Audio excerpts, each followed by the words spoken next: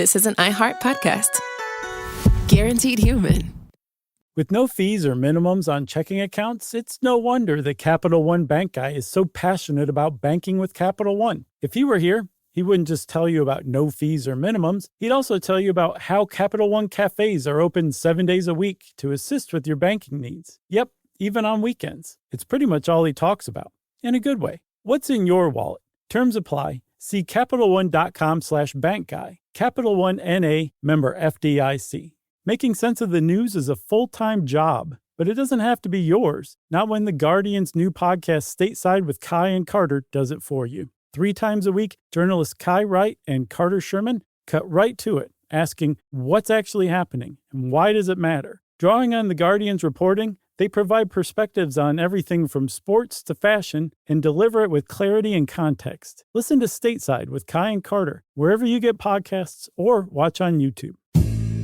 Hey everybody, we are so glad to be coming back to SF Sketchfest this week, the best comedy festival in the land, for our first live show in 2 years. Yep, we're going to be there on Friday, January 21st at 7:30 p.m. at the Sidney Goldstein Theater, to be specific. And if you want tickets, then head on over to sfsketchfest.com or cityboxoffice.com and search Stuff You Should Know.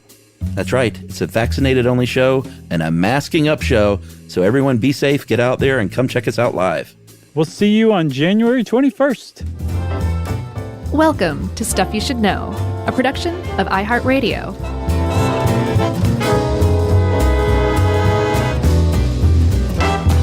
Hey, and welcome to the podcast. I'm Josh Clark, and there's Charles W. Chuck Bryan over there, and Jerry was just here.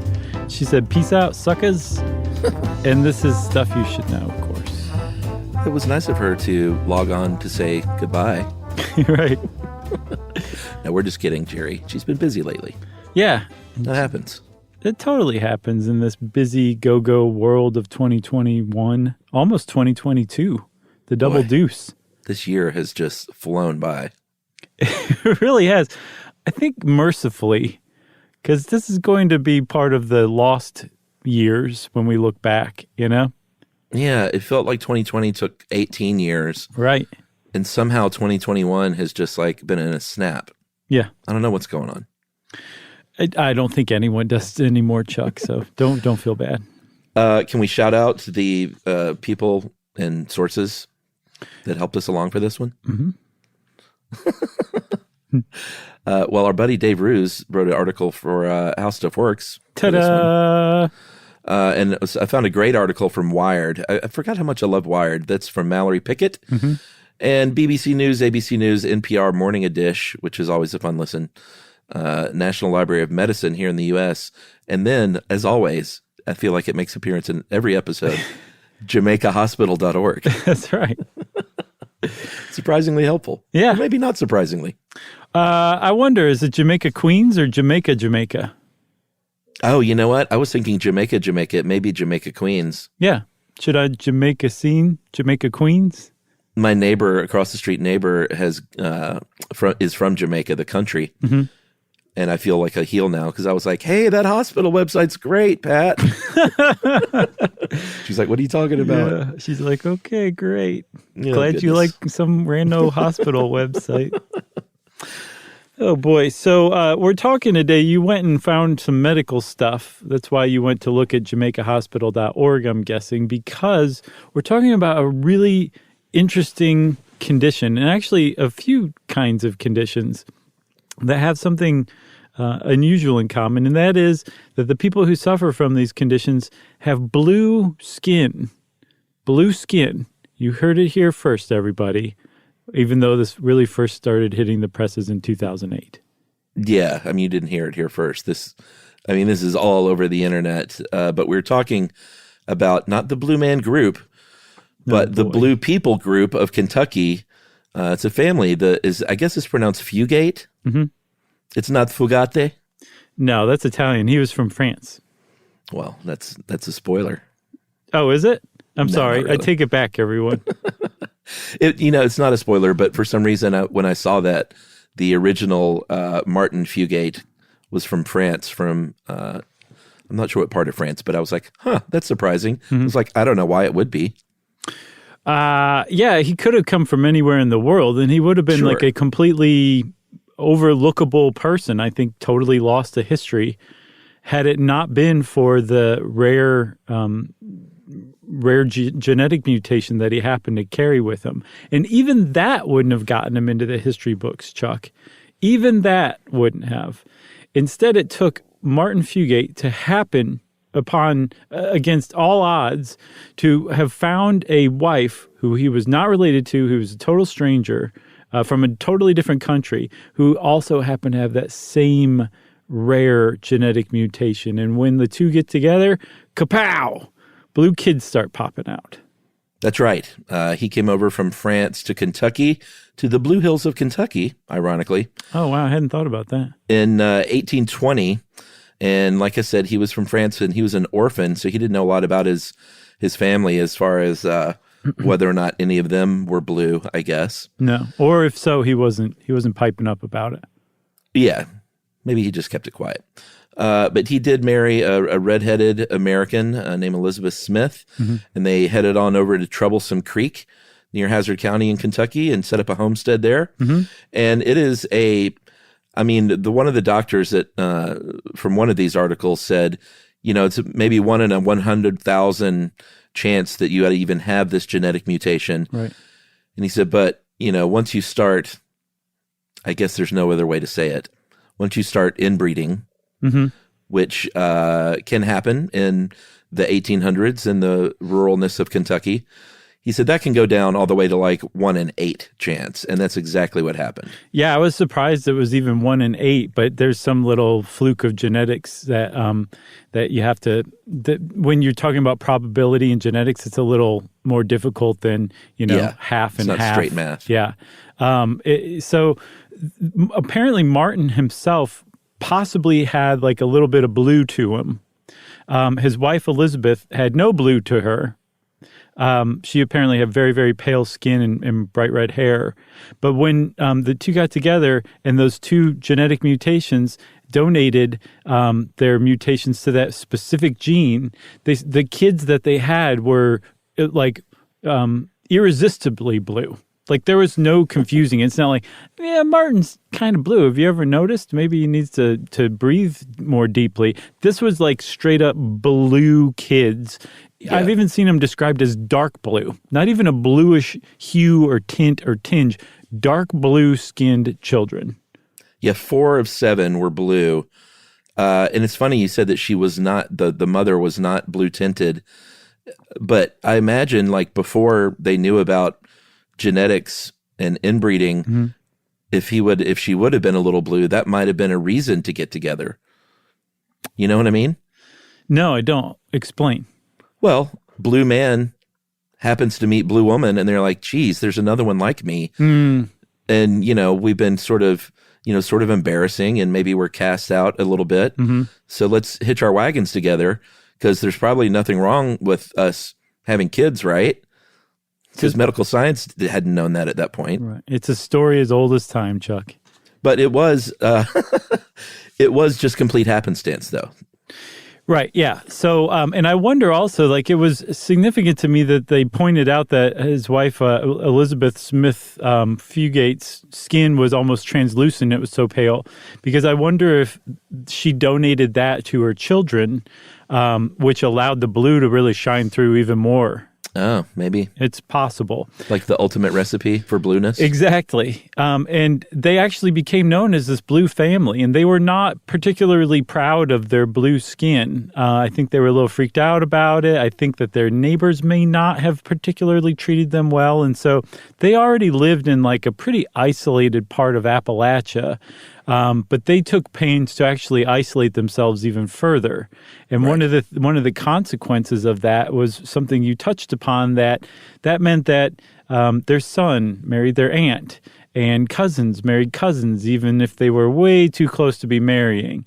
And so one of the products of this intermarriage was an entire small regional population of blue families, or families who had blue children or blue family members, because these neighbor families were still blood relatives of the Fugates who initially settled this area and just started reproducing through inbreeding. That's right. And the condition that they had is not a skin condition at all. It's actually a blood disorder, like you mentioned, and it's called methemoglobinemia. Is that pretty good? Wow. So it's not meth? No. Okay. Oh, I'm glad you said it first then. I actually took great pains today to look up between this and the other episode we're recording. Oh, yeah. Pronunciations. Yeah. And when you look at methemoglobinemia, that is 17 letters of it's a mouthful of letters. Yeah, pure hell. And it's really one of those that I looked at over and over and just could not get it right in my head until I, went and looked it up on the internet, and I was like, oh, it's not so hard. All right, let me try. Methemoglobinemia. I think it's more of a T than a D. Okay. What about a B? You want me to try that one next? This is like the worst acting audition ever. Methemoglobinemia. Let me give you another one. What's my motivation here? To get through this episode. Okay, fair enough. So we're going to touch a little bit on melanin throughout this episode, but you remember melanin from our, I think, pretty good episode on sunscreen and suntans, right? And this is, special cells in the body, in the skin, make melanin, and melanin is responsible for coloring your skin. And there are all kinds of different melanin disorders, whether you have too much or too little, whether you can, it'll make your skin lighter or darker, or whether or not it happens in patches. I had a friend in Los Angeles with vitiligo. I have a friend too. Oh, you do? Mm-hmm. Which, leads to patches of light skin on the body. Isn't that what Michael Jackson claimed to have had too? Yes. Was that verified? I don't know. I don't know either. I really don't know, because I just remember there was a big stink when that came out. Everyone was like, "Yeah, right." The reason why it was like, really, it's you got vitiligo, because it's usually patches, like the melanocytes, the melanin producing cells, just kind of poop out or crap out in an area, and it leaves like patches without pigment, not your entire face without pigment. But who knows? Well, I think what he said was that he bleached his skin to match the light patches was his reasoning. Oh, well, that's fairly reasonable. If you're self-conscious about vitiligo and you have a ton of money, you could do something like that. Who knows? Who knows? Should we talk about skin color, or should we take an awkward Michael Jackson break?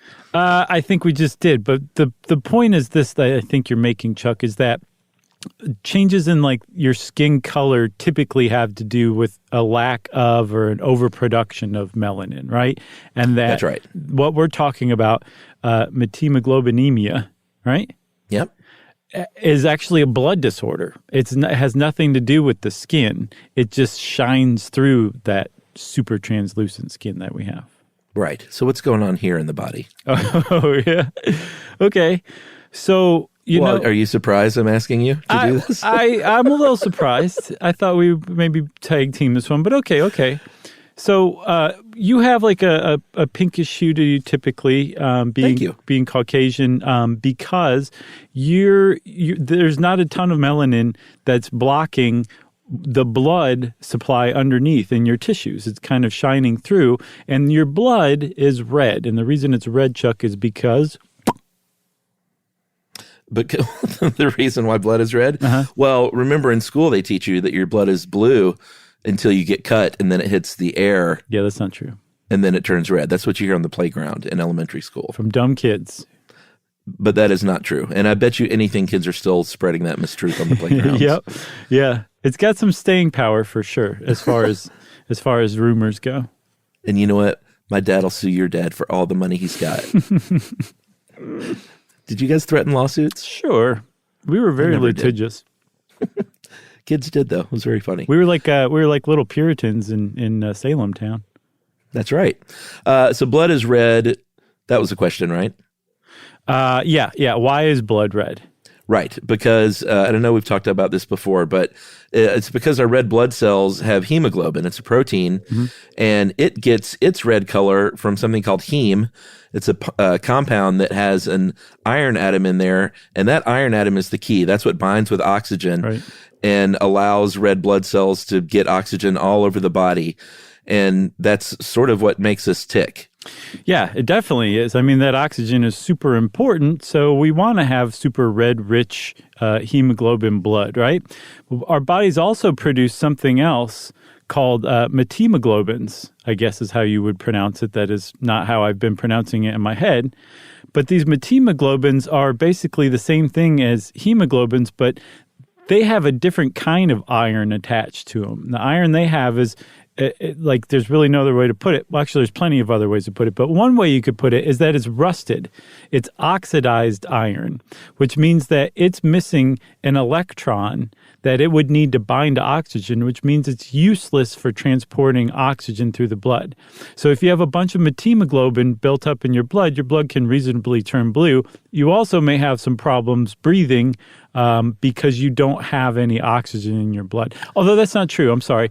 You would be able to breathe perfectly fine, but it wouldn't clear up necessarily the lack of oxygen in your blood because it's on a blood level rather than something to do with your lungs. Yeah, that was my one question, because doctor after doctor has confirmed that methemoglobinemia doesn't present any health issues. Yeah.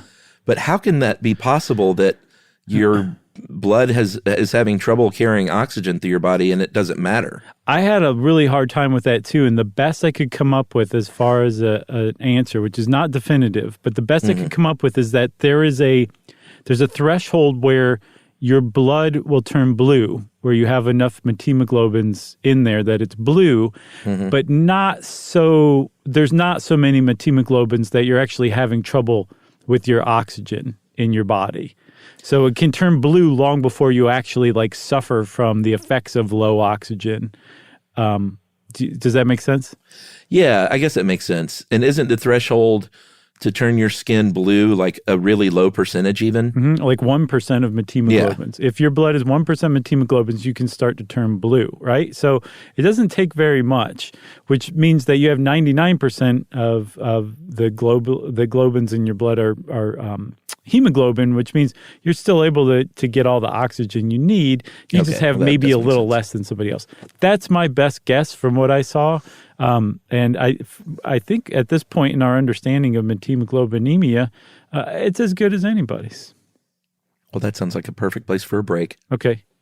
And we'll be right back to talk a little bit more about this and other interesting blood conditions right after this.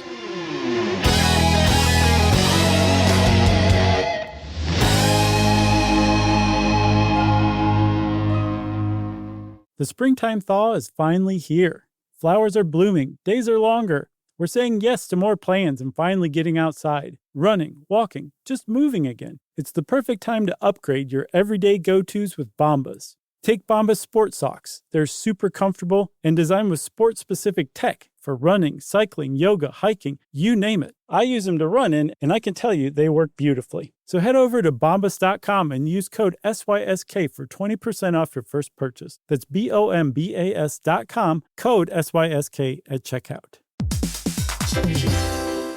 Hey everybody, here's a fact for you. In the United States, there is a break-in every 26 seconds, and that means that somewhere right now, an intruder is getting closer. And the problem with most security systems is that they only alert you after the break-in has started, and that's too late. Well, that's what makes SimpliSafe different. They use alerts. SimpliSafe's U.S.-based live agents, they identify threats on your property and help deter them before they actually break in. So the intruder never gets into your house. The crime is stopped before it even starts. That's right. And another great thing about SimpliSafe is they have no long-term contracts. They give you peace of mind and great value with their monitoring deterrence plans because they just start at about $1 a day. Yeah, SimpliSafe sent us a setup years back, and I still use mine every day. Yeah, and apparently setup, you can do it by yourself in under 30 minutes, so it's a really good value and it doesn't take long. So if you want to experience the SimpliSafe peace of mind, you can take advantage of the SimpliSafe discount offered to Stuff You Should Know listeners. Right now, you can get 50% off your new system by visiting simplisafe.com/stuff. That's half off at simplisafe.com/stuff. There's no safe like SimpliSafe.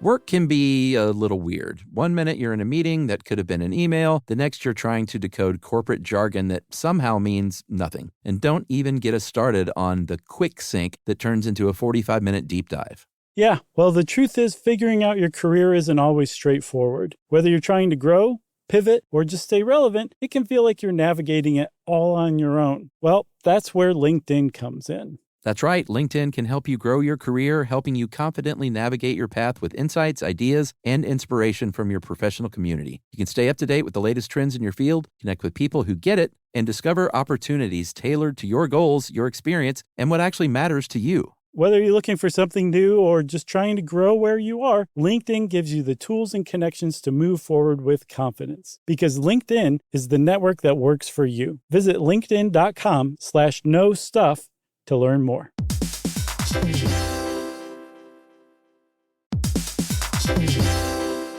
Hey everybody, we're here to talk to you about Wayfair, who believes that spaces should be functional, they should be comfortable, they should be well designed, and they can be well designed by you with their help. Your updated space should feel more comfortable, inviting, and practical for everyday use. And we're talking about outdoor seating. We're talking about grills. We're talking about major appliances. If you need storage solutions, Wayfair can help you out. Patio lighting, rugs, decor. It is your one-stop shop for home. Yeah, I mean, it's getting nice out, so it's time to think about living outdoors for the next few months. And Wayfair knows that outdoor furniture, it's heavy, it's intimidating to assemble. So Wayfair has stepped in and said, we're going to handle the hard part so you don't have to. That's right. You can shop Wayfair Verified, your shortcut to the good stuff. And that means their team of product specialists are going to vet everything by hand using a 10-point inspection, testing things like, quality materials, functionality and features, and even how long it takes to build that piece of furniture. And the overall experience save time, reduce hassle, and improved convenience. Patio season is here, and these deals won't last. So head to wayfair.com right now to get your outdoor space ready for way less. That's WAYFAIR.com. Wayfair, every style, every home.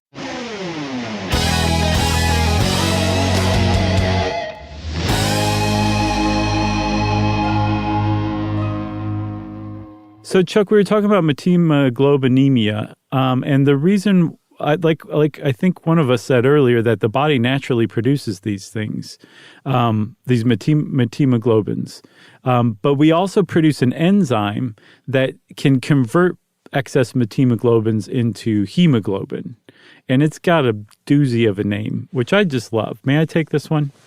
Yes.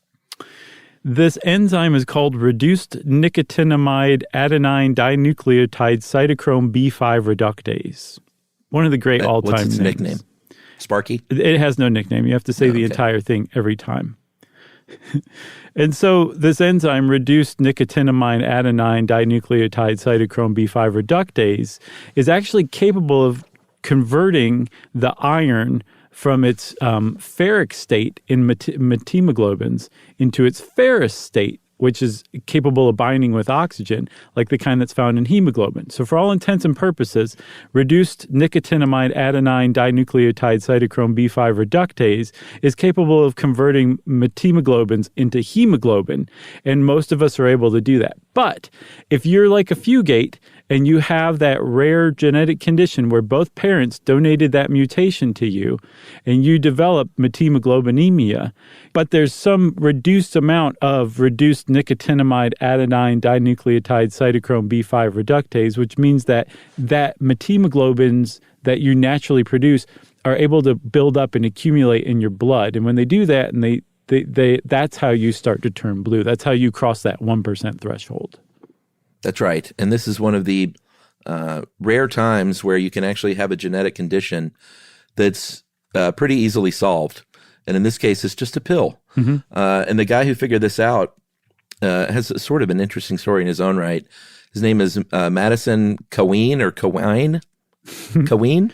I'm going with Coween. Cowine? Coween. Coween. man. I'm going with Coween. Cawein. Coween. Although I like cow wine. That doesn't sound like it'd be tasty, but I'll bet it gives you a pretty good buzz. He was the grandson of a pretty famous at the time poet out of Kentucky, and Madison was the third of the Madisons. And this is just a side note, very sad and interesting. His wife was poisoned and murdered by poison. Oh no! In the 1960s, and no one was ever caught and charged with a crime, and it kind of remains one of Kentucky's sort of biggest cold cases. Wow, I did not see that one coming. Yeah, he and his wife and this other couple were out drinking all night, supposedly, like just got sloshed. Mm-hmm. So and the 60s. at a country club, Madison didn't even make it home. I think he stayed the night there, but the other man, the man from the other couple, drove his wife home. Apparently they had another nightcap and she woke up dead. Well, didn't wake up dead. She died. Mm-hmm. And they thought it was just, alcohol or some natural cause. But then they found these two like little needle pricks in her. Wow. Where they think she was, I guess, given a shot to pass out and then poisoned. And I can't remember the poison. It was some sort of like acid or something. Wow. But yeah, really, really interesting. Neither here nor there as far as this goes, but that's the sad story of Dr. Madison Cowine's wife. Was he a suspect? Because I would have suspected him. I don't think so, because he wasn't even there. That's the first thing I thought, but apparently it was pretty verified that he slept it off at the country club, I guess. Crazy. Because, yeah. One of the things that he became famous for, if not the thing he became famous for, was injecting people with some fairly weird stuff. I know. Isn't that weird? Yeah, it is weird. You're not buying it. Nah, I don't want to cast aspersions on somebody. I don't know enough about the story, but that's just very odd, especially. You're like, judging from this 90-second story. Right, exactly. I can conclusively probable. solve this case. I've seen enough Law and Order to know that the husband almost always did it. Well, that is probably true, but probably not in this case. But at any rate, he was a hematologist at University of Kentucky, and he heard about these people throughout the world and really wanted to kind of get to the bottom of this when a couple of them, I don't think these were Fugates, but Patrick and Rachel Ritchie, I guess, it happened in some other family. I know the Combses. We knew a Combs from Kentucky. We had a friend that we worked with for a little while. Oh, really? He never struck me as blue, yeah. He never struck you as blue? But I wonder if he is related to the Combses. Well, who knows? Which would make him buy somehow Fugate. Because again, these families in the Fugate area were all, if you went back far enough, Fugates. Right, exactly. All right, so these people walk into his office, and what happened? So here's the thing. They didn't walk into his office. He went and found them. I read an article about him, and he became maybe a little obsessed with finding these people, wanted to know what the heck was going on. So he actually went out in the woods and would wait for them. And every once in a while would see one and he'd chase them, telling them to stop. And of course they would run off. So he figured out another way to do it. He moved to Hazard County near Troublesome Creek. And he started asking around at clinics, had anybody ever treated a blue patient? And he finally struck gold, blue gold, when he spoke to one nurse at a clinic that said, yeah, this one woman came in with blue skin and she was really self-conscious about her skin. She came to the back door, was really just kind of meek and embarrassed. But we've treated a blue person before. So Cowayne basically hung around this clinic until more blue people came in. And this is where he met the Ritchie siblings. Yeah, so he started to dig into their family a little bit. It became pretty obvious to him that it was a genetic disorder. And he started digging around other stories around the North America and found an Inuit population in Alaska who had the same condition. I'm just going to call it this condition now. Okay. I think we said it enough. Sure. Or at least I have. Yeah. And he said, well, these people were interbreeding a lot because they were very remote as well. And so he said, I think we understand the problem here. How do we fix it? Yeah, I don't know where he got this idea, but he used something called methylene blue, which was already in wide use. It's used to stain tissue because it affects some cells differently than others. It was a malarial treatment, which malaria can actually produce methemoglobinema. I'm suddenly having trouble saying it because we haven't been practicing lately. And what it does is it goes in and it interacts with the reduced nicotinamide adenine dinucleotide cytochrome B5 reductase and basically gives it a boost and helps convert all of that excess methemoglobins into hemoglobins in patients with methemoglobinemia. And so I don't know where he got the idea, but he tried it and apparently injected the Ritchie kids with it, and they stopped being blue like almost on the spot. Yeah, like minutes later, they returned to a standard color, and I mean they were overjoyed. Like, could you imagine being like this your whole life, getting a shot and looking in the mirror a few minutes later, and you're like, oh my gosh, it's like it's gone. It's actually really sweet because they were very self-conscious, the whole family. I mean, this family like retreated to the woods to like people didn't know where they lived, and they lived like 5 miles away from them and knew that there was this blue family, still had no idea where they lived. It was like, that's how far they retreated from society because they were that self-conscious. So yeah, I'm sure it was a pretty joyous occasion for them. There's going to be a movie about this at some point, right? I can't believe there's not. There's a very famous interview with Kyle Wayne in a magazine called Science 82. And there's also a really famous painting that somebody did, and it was just kind of lost to history who did it. And I read this article, I can't remember what it was on, but this person tracked down the artist, the initial artist, and got to see like the original because it's been scanned so many times it's really lost a step. But the original is apparently really something to see. Should we say the quote that Coane had in that Science 82 article? Totally. He said when they walked into the office, he said, they were bluer than hell. Very Kentucky. Yeah, totally. All right. So over time, Fugate started moving away. Like some of the younger population of the family got out of Hazard County.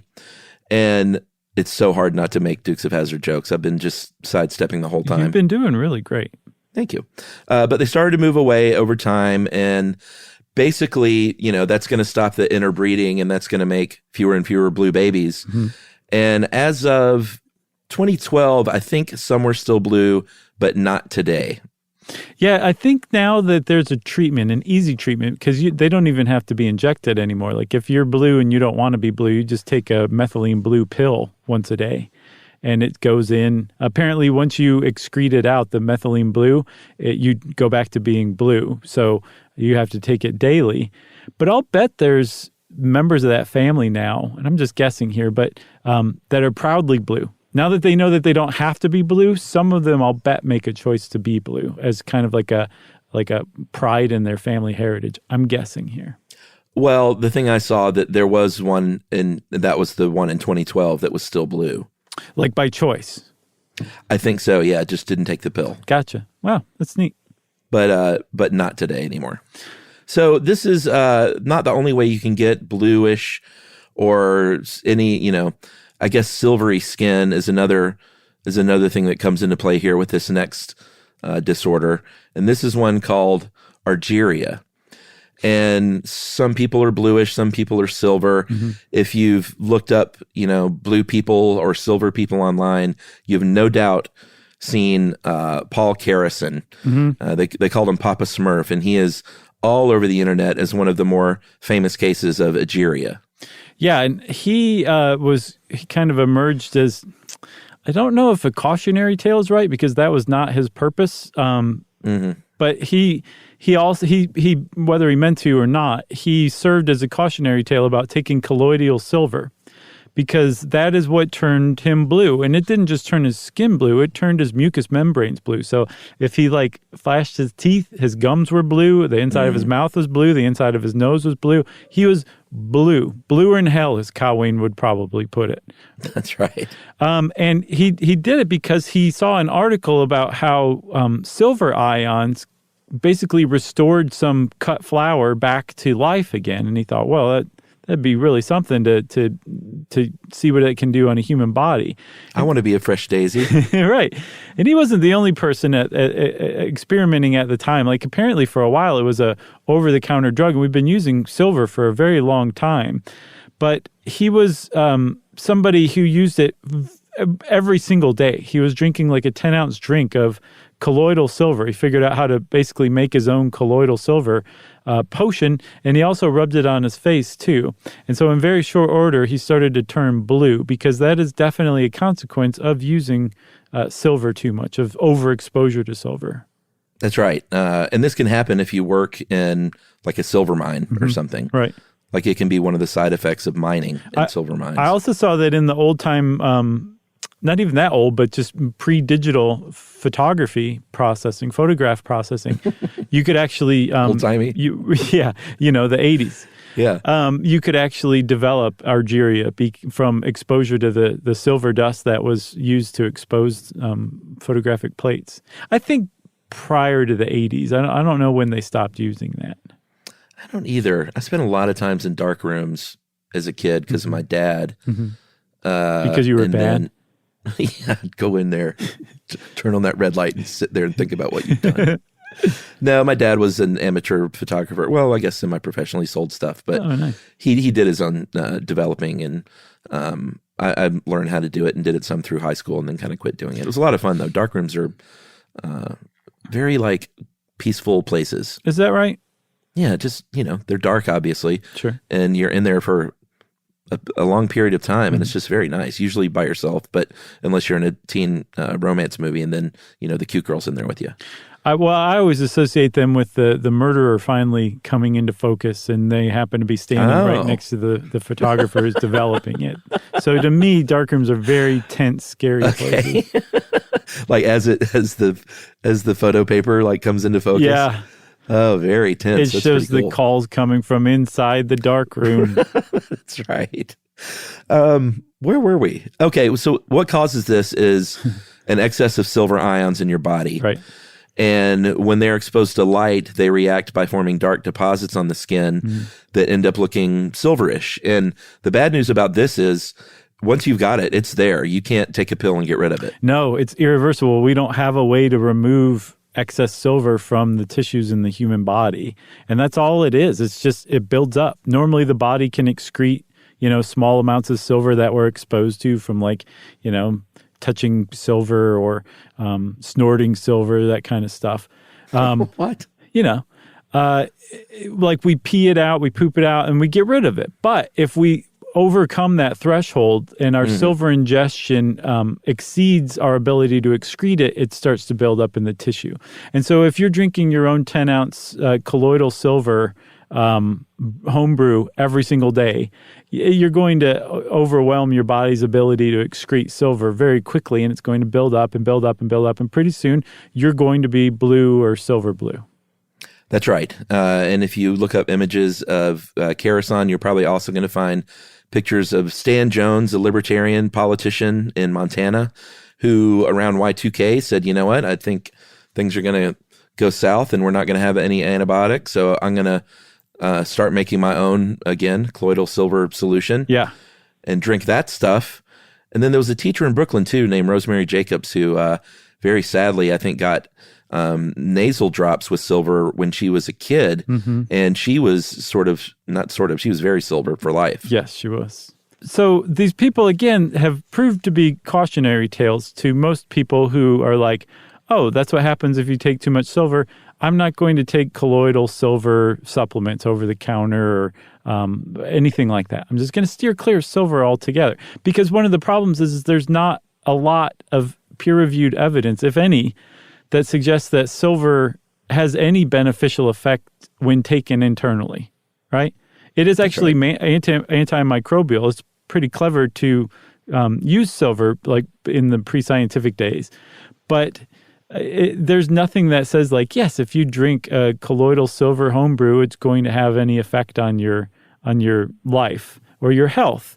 And in fact, it might actually turn you blue. Despite this, people still take colloidal silver pretty frequently. Apparently, Alex Jones touts it. Gwyneth Paltrow touts it. Dr. Oz touts it. And that's, if it's not actually harming you, there doesn't seem to be any harm from it aside from potentially irreversibly turning blue. But there's a larger harm that I saw, Chuck, to society in general, in that silver is a antimicrobial of last resort. That is, they're figuring out how to use it against antibiotic-resistant bugs like MRSA. That silver will get in there and even kill MRSA. But that silver resistance may be developed in bugs by all these people taking colloidal silver supplements and drinking colloidal silver, home brews and stuff like that, that it's actually creating silver-resistant microbes, which is not a good thing for anybody. All right, well, let's take our second break. Good. Yes. And we'll talk a little bit more about colloidal silver right after this.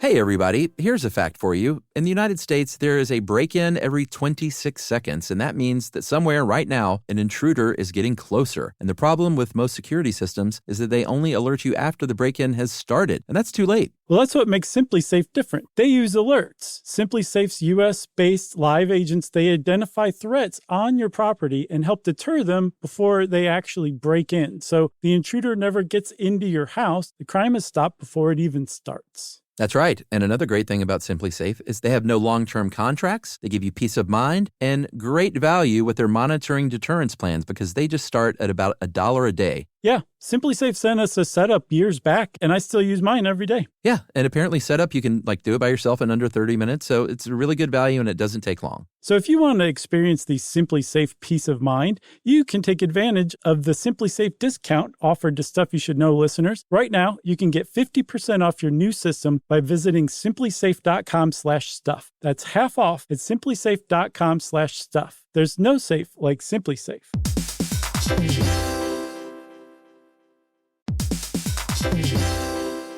Work can be a little weird. One minute you're in a meeting that could have been an email. The next you're trying to decode corporate jargon that somehow means nothing. And don't even get us started on the quick sync that turns into a 45-minute deep dive. Yeah, well, the truth is figuring out your career isn't always straightforward. Whether you're trying to grow, pivot, or just stay relevant, it can feel like you're navigating it all on your own. Well, that's where LinkedIn comes in. That's right. LinkedIn can help you grow your career, helping you confidently navigate your path with insights, ideas, and inspiration from your professional community. You can stay up to date with the latest trends in your field, connect with people who get it, and discover opportunities tailored to your goals, your experience, and what actually matters to you. Whether you're looking for something new or just trying to grow where you are, LinkedIn gives you the tools and connections to move forward with confidence. Because LinkedIn is the network that works for you. Visit linkedin.com/knowstuff to learn more.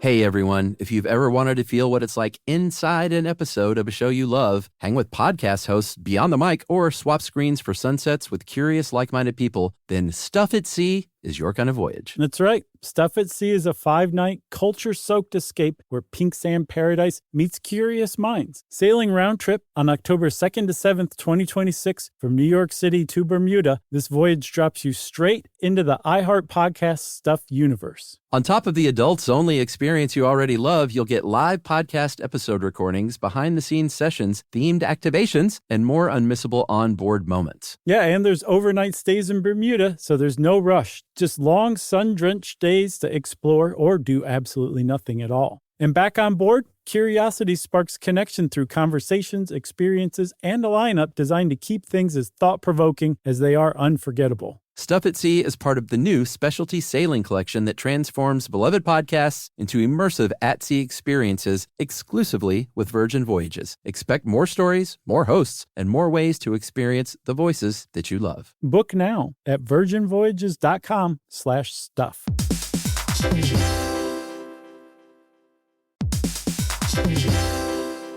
Running a business is hard enough, so why make it harder with a dozen different apps that don't talk to each other? One for sales, another for inventory, a separate one for accounting. Before you know it, you are drowning in software instead of growing your business. And this is where Odoo comes in. Odoo is the only business software you'll ever need. It's an all-in-one, fully integrated platform that handles everything: CRM, accounting, inventory, e-commerce, HR, and more. No more app overload, no more juggling logins, just one seamless system that makes work easier. And the best part, Odoo replaces multiple expensive platforms for a fraction of the cost. It's built to grow with your business, whether you're just starting out or already scaling up. Plus, it's easy to use, customizable, and designed to streamline every process, so you can focus on what really matters, which is running your business. Thousands of businesses have made the switch, so why not you? Try Odoo for free at odoo.com. That's ODOO.com.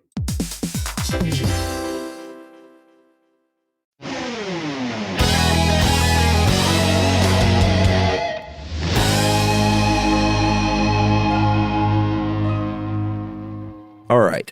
So you mentioned earlier that kind of in passing that colloidal silver had been used pre, mainstream medical science coming on board. Mm-hmm. And it's really true. And they were kind of onto something in that, like you said, there are some antimicrobial properties. So people like Pliny the Elder, Cyrus the Great, they both touted the use of silver. Monks in the Middle Ages used silver nitrate to treat ulcers and burns. Mm-hmm. And it was used a lot. It's kind of, in a way, before we had real antibiotics, one of the first antibiotics.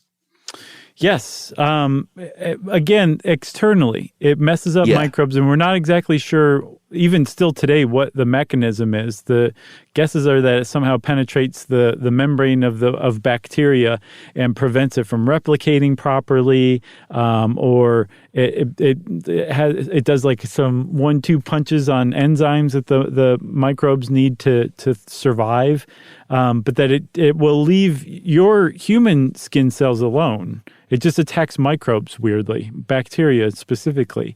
It was like a early antibiotic, and it actually kept stayed in use for a long time.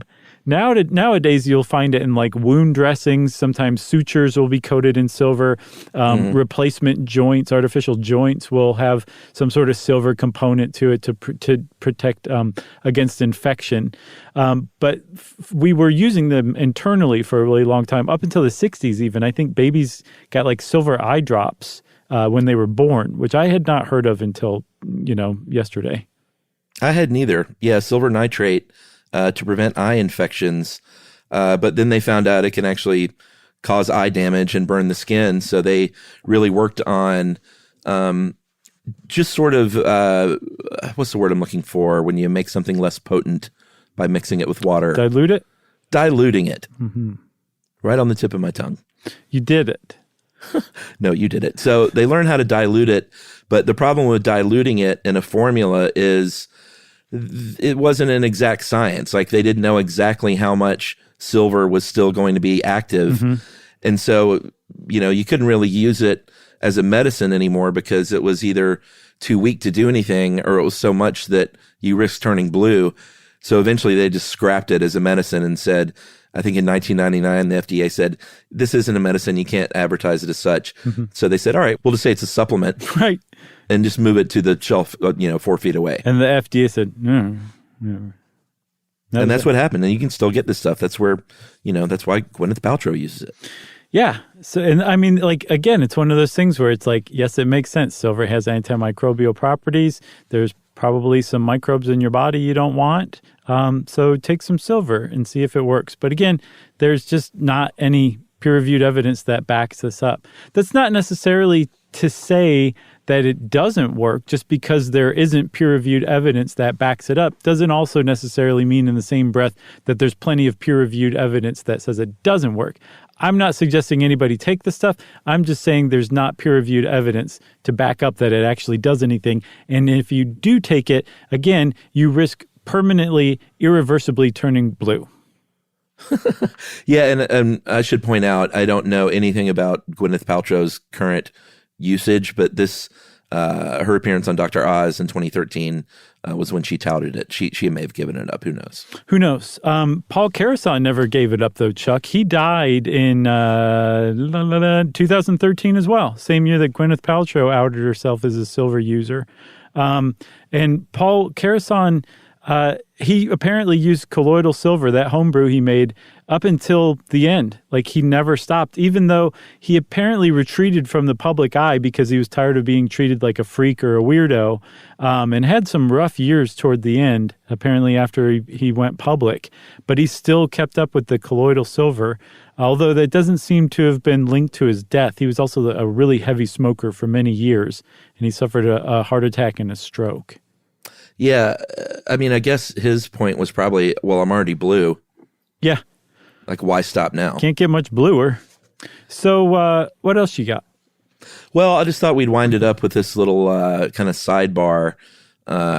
This doesn't really have anything to do with being blue or silver, but I thought it was an interesting find that they basically determine there's something called repigmenting that has happened to people to go their skin both darker and lighter, that has nothing to do, and it's funny, this article kept calling it intermarriage. What they mean is, Eater. yeah. What they mean is having sex and having babies of two different skin colors. But they keep calling it intermarriage, which I guess is, very sweet. It's just such a lovely way to put it. It is. But they know that repigmenting happens regardless of intermarriage. But what they found recently is that this has happened a lot faster than anyone thought. And we're talking about 100 generations, or as little as 100 generations, which is a long time. But over the course of human history, it's not that long. It's potentially, it's not that long. Usually a generation is chalked up at about 20 years. So we're talking as little as 2,000 years. Yeah. That groups that were once lily white went back to being dark, and groups that were dark can turn into a lily white population. And that it's just basically more evidence that race is strictly a social construct. Skin color has nothing to do with anything but the amount of melanin that our genes tell our bodies to produce, which is triggered by the amount of UV exposure that we have over something like 100 generations. Right. And so if your family lineage moves from a place that has lots of UV near the equator to a place that doesn't have much daylight, or vice versa, your body is going to adapt, and melanin production is going to change. And over time, your entire family's skin color can change. Yeah, because we actually need UV, right? But we just need a certain amount of it. If you have too much, you can get skin cancer. Apparently, it can have reproductive issues. If you get too little, it can also have issues on your bone, because we use UV to produce vitamin D, which we use for strong bones, bone density. So our bodies have figured out how to kind of adjust depending on that UV exposure by producing or slowing down melanin production. That's it. Pretty amazing. Pretty neat. But it is surprising that well, actually, it's not that surprising that it can happen over 100 generations or 2,000 years, because the body is very responsive to its environment. Yeah. We adapt very easily. So that's not particularly surprising, although it is neat. Yeah. I mean, it surprised the scientists. I think they just thought it was quicker than they anticipated. So if you're a racist, just stop and think that somewhere down your family line, there is a white person or a black person. Haha. Or in the future. Yeah. That's true. That's right. So take that. You got anything else? I have nothing else. All right. Well, if you want to know more about blue people or colloidal silver or pigmentation, go start reading up on it on the internet. And thanks again to all the great sites that you found in putting this really good episode together, Chuck. And since I complimented Chuck's episode putting together skills, it's time for listener mail. I'm going to call this one of the many thanks we got for the not NRA, but the Mr. Na episode. Right. This is one I think for both of us, like, we were super stoked to do, and like in retrospect, very proud of. Yeah. We're stoked. We were super stoked, not just stoked. Bruh. Stoked plus. There's no way to say stoked without sounding like a bro. No way at all. That stinks too, because I'm not a bro, but I do like saying stoked. That's fine. Just say stoked. Be loud and proud like the last remaining blue fugate. So this is from Mark, and it was a really long one that I'm going to just sort of summarize. The first part is that Mark works in healthcare information technology and had a rough go of it over the past couple of years, like so many people, working alone and listening to our show, which he said helped quite a bit, losing some close friends to COVID, and seeing all this up close and personal. So Mark had a tough time. So he says this, after working for almost 2 years on the COVID-19 problem, the last thing I wanted to hear was your podcast about Mr. Na vaccines. Understood. When I saw the topic pop up on my player, took a deep breath and decided to listen anyway. I knew almost everything you shared on the podcast, but became enthralled in the recap of this amazing story. To my surprise, I was again brought to tears with the recognition, one that you two share, of these brilliant helpers who use their gifts for the benefit of all humanity. At the risk of making you blush, you two are part of those helpers. You presented this Mr. Na episode with a childlike curiosity and relatable simplicity that anyone with doubts on taking the vaccine would reconsider. I can't believe that I have to say this, but facts help, and fact sharers are helpers. I might also add that letting go of any biases to let your curiosity take hold is heroic. And that is from Mark, and boy, I'm going to read that one another 100 times today. Yeah, just print it out and fold it up and keep it under your pillow. Yes, thank you, Mark. He wanted his last name to be withheld, but appreciate Thanks, the work Mark. you've done, Mark, and hang in there. Yeah, same to you, Mark. And that was very high praise. Thank you very much for it. It means a lot to hear something like that. One other thing, though, Chuck, that Mark reminded me of, that people with metemoglobinemia actually can blush blue. Oh, so they get bluer? Yeah, isn't that neat? I guess that makes sense. Thanks for that too, Mark. Even though you had no idea you're setting us up for it, you did. So you're just That's basically an altogether great person. If you want to be a great person like Mark and write in to let us know whatever you want to let us know, we want to hear from you. You can wrap it up and spank it on that bottom until it's blue in the face and send it off to stuffpodcast@iheartradio.com. Stuff You Should Know is a production of iHeartRadio. For more podcasts from iHeartRadio, visit the iHeartRadio app, Apple Podcasts, or wherever you listen to your favorite shows.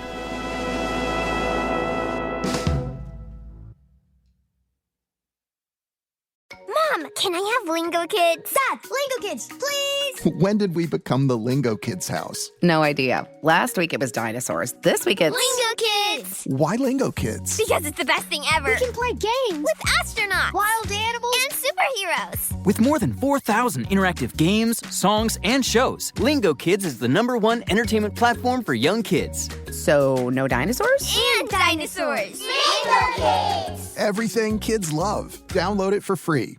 You know, you could be adored by everyone and still completely ignored by your cat. Trust me, I know. But if you feed your cat Sheba, you can go from being ignored to truly adored in 12 days, guaranteed, or your money back. Sheba has a full menu of products, appetizers, entrees, treats, even a kitten's menu. It's so cute, so Sheba has a product for even the pickiest eater. Like Sheba Puree, it's made with bone broth, their chef-inspired flavors. It's got a smooth and creamy texture that cats love and contains no corn, wheat, soy, or artificial flavors. It's food that your cat's gonna love. To learn more, check out Sheba.com. That's SHEBA.com. Introducing the all-new Mazda CX-5, featuring more connection. Hey Google, where's the nearest Pilates class? Safety that has your back. More discovery on the scenic routes. More passion in the details. And more control in changing weather. The all-new Mazda CX-5. More to move every side of you. See it in 5 films at MazdaUSA.com/5sides. Google is a trademark of Google LLC. Sequences shortened and simulated. Everyone knows winter is the real mess maker. You don't need WeatherTech floor liners for summer unless you hit the beach and half the beach ends up back into your car, or the campsite dirt ends up in your trunk. Then you'd want a cargo liner, or a road trip goes sideways, lemonade spills, ketchup goes rogue, ice cream drips. Yeah, you'd be pretty happy about those WeatherTech seat protectors. So just to be clear, as the mud you're inevitably going to step in this summer, you don't need WeatherTech unless you plan on doing summer. Visit WeatherTech.com today. This is an iHeart podcast. Guaranteed Human.